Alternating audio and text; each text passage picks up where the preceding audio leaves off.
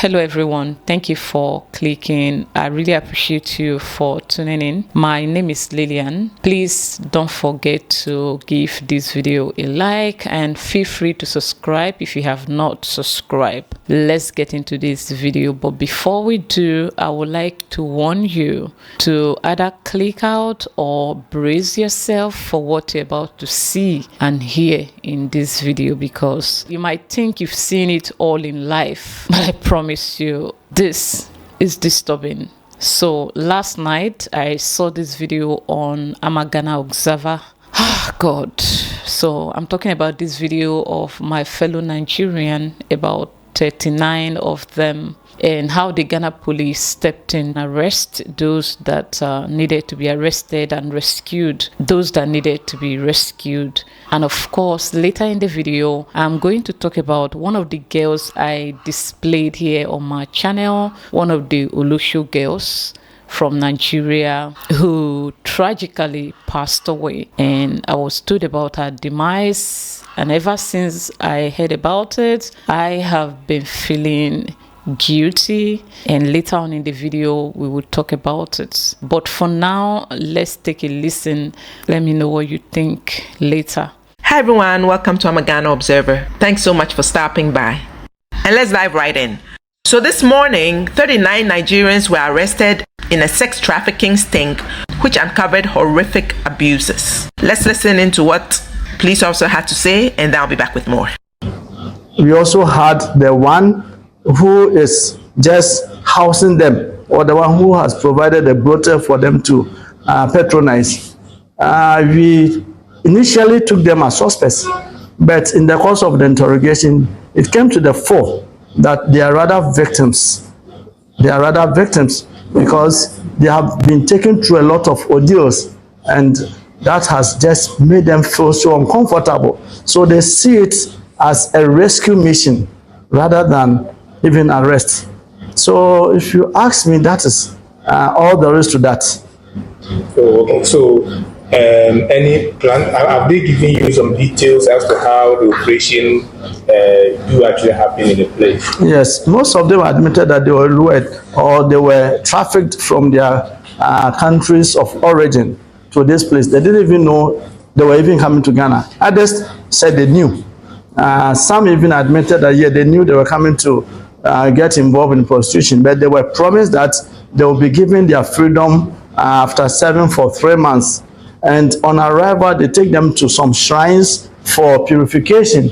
And they are also made to understand that if they attempt to run away, they will get mad or they will die. And understand they have also shown them videos projecting some people who attempted to run away and as a result got mad. So that is their ordeal. Okay, so after interrogating, were you giving some details as to how maybe how the operation was Monday to Friday? Have they been given some target to achieve? Or yeah, they said the madam or their mistresses give them targets to achieve, and if you're able to achieve, that's okay. But if you are unable to achieve, they will subject you to other inhumane treatments such as torture and other forms of violent beatings. Here, what they normally do is that the madam in some cases would just ease herself or defecate and then give you a toothbrush to brush with the feces, or she will even mix it with water and ask you to eat the feces. Sometimes too, they will subject you to severe beatings. You can see marks of assault or violence on some of them. Even one of them had hot water. Yes, they poured hot water on her. And one of them also has a swollen face, or the eye is swollen. So they have subjected them to series of inhumane treatments. One of them also says they use pepper too. Yes. Instead in the vagina. That is it. And that is not only one. Most of them, that has been the mode of punishment meted out to them.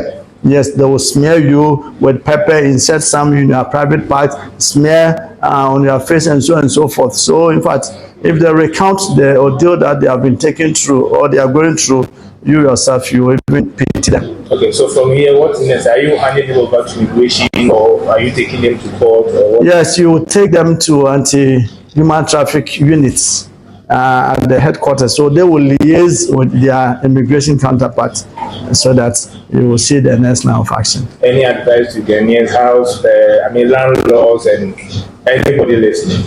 Yes, my advice to those landlords who have been housing prostitutes is an offense.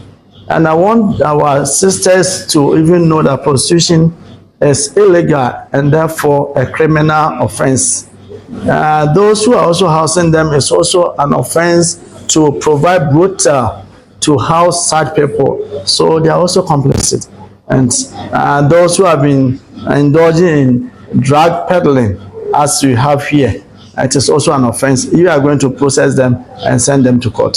So our piece of advice is that anytime somebody promises them a juicy job outside their country, because as it's happening to them, those coming from the outside, the same thing happens to some of our ladies who are also trafficked outside the country. At times they are made to understand that, oh, you have secured this job for you, only for them to go there and realize that it is not the same thing that they were promised whilst they were in Ghana. So you also ask them to think twice or to consider the possibilities before they embark on such journeys. Thank you. You are. Folks, the atrocities that took place in this den of illicit activities is beyond insane. Of the 39 arrested, 33 are female Nigerian nationals, all aged between 16, as young as 16 and 25, who were allegedly forced into prostitution. The other 6 individuals arrested in the raid are males suspected of being involved in the drug trade. The police estimate that each of the young women was allegedly forced to sleep with as many as 20. Hey! What type of wickedness is this? 20 men a day to meet their daily targets. This daily financial quota varied, with a staggering 1,000 Ghana cedis target on Mondays and 500 Ghana cedis on other days of the week. So basically, they were making at least 20,000 Ghana cedis a month. And these are the quote-unquote hard-working, smartest people. This is what we're supposed to be envious and jealous about. This is what is rebuilding your economy. Yeah. The victims also disclosed that they were allegedly made to swear naked at a shrine, a ritual intended to prevent them from escaping their captors. How can people be so wicked? This is just diabolical. There are so many nationalities in Ghana. Why is it always the same nationality? You go say it in Swa, it becomes a problem. It's not only us, it's only a few bad nuts. There is something going on that has to be resolved within your community, one way or the other. Now let's see how their so-called madam punished them if they didn't attain the daily quota. This is just the personification of a devil. So if they didn't meet their targets, it resulted in grotesque punishment. In a shocking revelation, and here's the kicker, some of the victims told the reporter that Mama Rich, who was the quote-unquote madam, forced them to eat her crap, her feces, whenever they fail to rake in the daily revenue targets. What? Hey! I know there's wickedness in the world, but come on now. Even to think about it is sickening. Like what? You have to be some special type of crazy. You are mentally unbalanced. Like this is another level of craziness. But kudos to our police officers. Again, Ghana Police, well done. If every organization was doing their part, then we would be making progress. I feel like throwing up. Normally, I would have gotten my chewing gum and start chewing, but because I have to talk right now to you guys, I'll endure. See, I just want to know, for those of you watching this video, what is in this world that human beings are looking for? What exactly do people need money for in this life? I don't intend to be disrespectful or sound unambitious, but if you ask me, sometimes I want to know what people need money for. Why do people have to go to this extent in the name of making money? Why? Why, my fellow Nigerians? Why, my fellow Nigerians? Why? Yes, when I say it, they will say, oh, we are not the only ones doing it. Everybody too. Why do we have to do this? Why do we do this to ourselves? Trust me, there are levels to the sins we commit in this life. Taking a life, trafficking somebody, a young girl, into prostitution. Trust me, I think they have their own punishment, and it goes into generational causes. The child you traffic today, you like it or not, you will not escape it. Your own children would be trafficked. You like it or not, there is no forgiveness in this. Just imagine what they put these young girls through. And to some people, it sounds like one of those stories that Ghanaians are making up just because they do not want Nigerians in their country. Ladies and gentlemen, one of the girls I posted here on the channel have passed away. She have passed away, and when I was informed about it, I felt guilty, because you know why? I wish I had called for help for her. I wish I did it. The reason I did not call for help for that particular girl is because I thought that she would be helped by someone else. Little did I know that no one was coming through for her. If I knew that nobody was going to be there for her, I would have come through for her. I would have begged. Yes, I do not have money. I do not have my own money. I would have begged here. Maybe, just maybe, with 1,000 Ghana cedis, that girl would have been alive today. And this guy was in touch with her family, pleading for them to help this girl return back to Nigeria. I mean, this guy that is helping the girls in the ghetto, different people will call him, oh, I go send money, may you carry and call Nigeria. Oh, I go send money, may you carry and go hospital. I mean, I'm talking about her family members, until this girl passed away in the house here in Ghana. I was informed about it yesterday, and I felt guilty and ashamed of myself. If I knew that other people were going to look away, I should have begged for help for her. But I was thinking, okay, this is a girl that comes from a popular tribe where a lot of people has money, and so it wasn't going to be a problem. A lot of our tribesmen and women would come through, because with all the building of communities, all these town meetings, we hear people talk about, oh, we do town meeting, we do tribal meetings. So I had this impression that they are always going to be there for at least one of their own. But I made a mistake. I made a mistake thinking that way. And from today, since I was informed of her passing, I will never think that way again. Just because somebody comes from a community of rich people or a rich family does not mean that that person will get help, because I have come to realize that there are two types of people in life: good people and rich people. And these two are not the same. There are a lot of people that has this money, but they will never spend it on someone else. Some of them do not even spend their monies on their families members, except their immediate families, maybe wife, children, or husband and children, or children and themselves, not even their mothers. They don't even spend on their mothers, their siblings.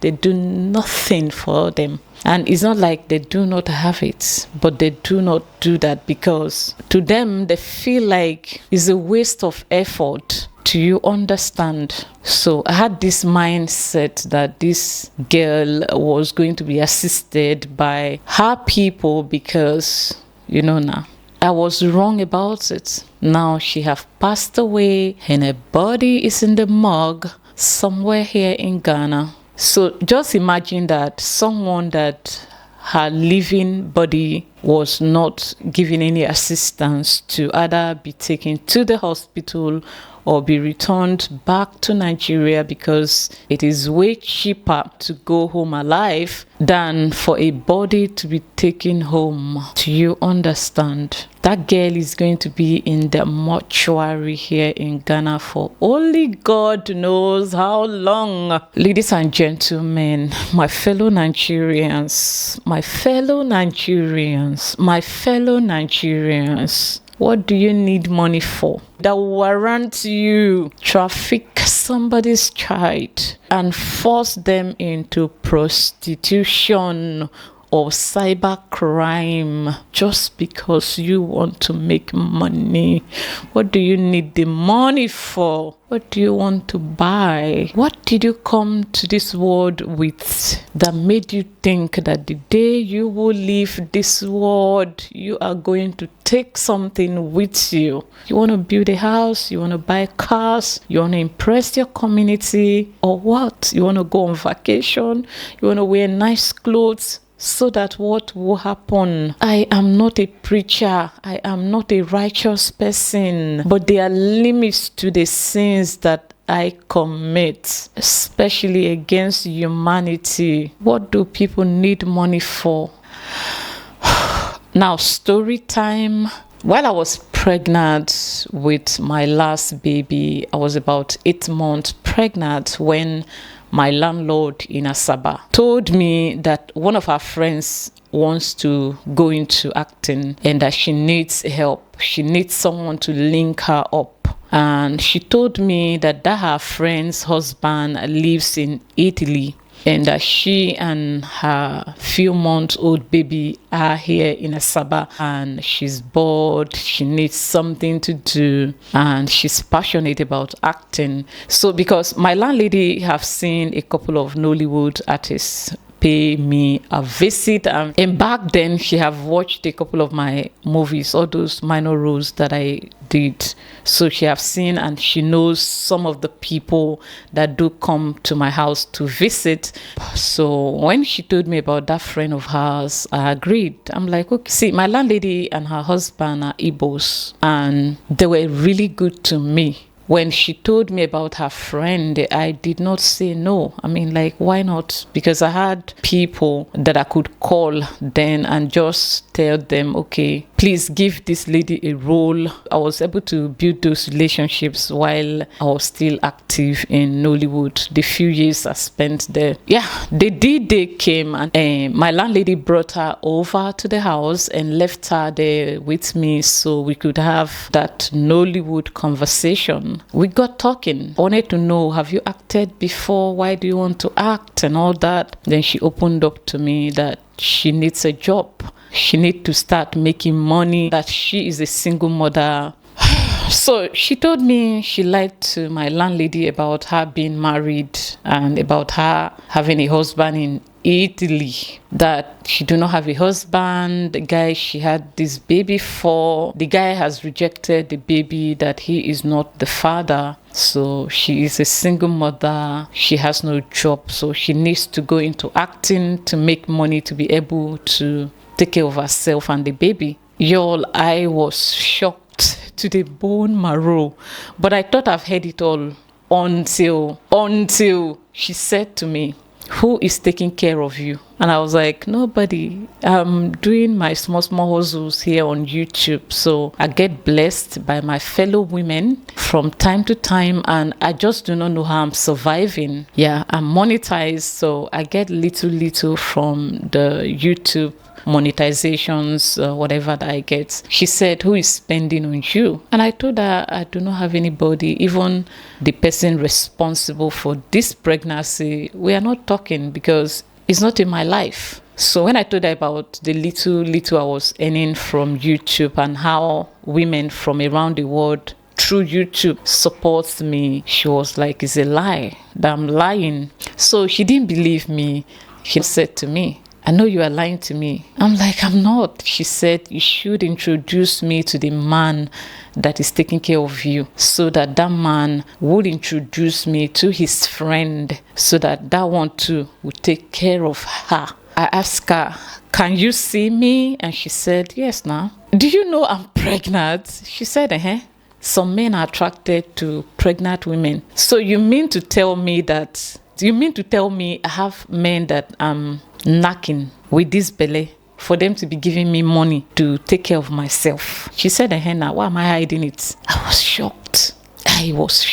All the respect that I have for her, everything vanished. Now, when she told me about her lying to her friend, my landlady, yeah, it's a red flag already. This is a woman that introduced you to me. She trusted you, and now you are fooling her. Of course, I'm not going to go back and tell my landlady that she's dealing with a fake friend, but certainly you're not going to win my heart, because if you could lie to this woman that went extra mile to speak highly of you on your behalf just to impress me, so that I will in turn introduce you to acting, and she believes your story. She believes that she's dealing with a woman whose husband is in Italy. She believes you are a married woman. So all these things I know about you, my landlady, your beloved friend, do not know these things about you. I wasn't going to let her be my friend, certainly. Even if she tries, it's not going to work. So I already knew in my heart that we're not going to go past now. We are not going to go past where we are. Even the introduction to Nollywood, I was going to do it in a way, because I already promised I was just going to give her the contact to these people. I wasn't going to do what I wanted to do, like taking her to Jasper's house and his wife, introducing her to Jasper's wife. That is, Jasper is a director, introducing her to Jasper's wife, because I know how to get these married men through their wives. If you're smart, you get a married man through his wife, except you have other intentions. But now I wasn't going to do that again. I was just going to give her their numbers and ask her to call them. So after I gave her these phone numbers, she still didn't want to go. She insisted I tell her about my sugar daddy or daddies with my 8-month pregnancy. At this point, I tried to not be shocked again. So I decided to use a different approach. I decided to ask, please, my friend, what do you need money for? She said she just needs money so she can buy clothes for herself and her son, and then they will cack up. Cack up to impress who? She said, just to look good, go out there, let everybody feel you, let them know. I said, okay, now I get it. Well, you are at the wrong address. You believe me or not, it is what it is. I do not have a sugar daddy. Yes, and I cannot help you. And I cannot link you up with one. Her baby was about 3 months old. A healthy, cute baby boy. So while we are talking about this, is the depth, the height that a human being will go to just to make this thing called money. That is how far people can go to make money. And she left me with a bad taste. The other time she called me, I want to visit you. I became afraid for my life, and I told her I wasn't at home. Thankfully for me, no one comes into where I live without prior notice, because if you do, the gate will be locked. Every single tenant has their key. So if I'm going out, I open it, lock it. We do not leave our gates open, because there's a way my landlord barricades the gates for our own and for his own privacy too. So the compound has 2 entrances. They do not link into each other. So if she comes to my landlady's house, she cannot access me, and there's no way for her to access me through my own entrance. So I was able to avoid having her around for many reasons.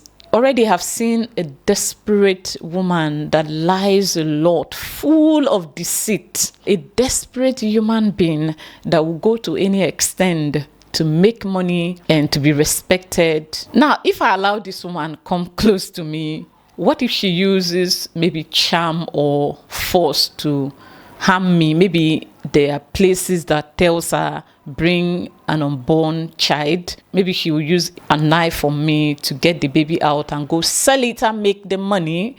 Or she comes in with something to lure me to follow her. You do anything. I'm that kind of person that pays attention to red flags. Like, I'm quite picky, and I love to be free around the people I'm with. The moment I don't feel safe enough around you, I will call it a day. You like it or not, if you like, you cry a river. If you have given me signs that you are not trusted, I will take it and believe it. Do you understand? I don't know how to stay in people's life and be fake friends, just like what that lady is doing to my innocent landlady that believes her story. That is a dangerous person right there. So this is how far some people can go to make money. Some of the girls I spoke with the other time were telling me who trafficked them to Ghana, and I told them that information is too big for me because we live in Africa and my safety, I do not want to be targeted.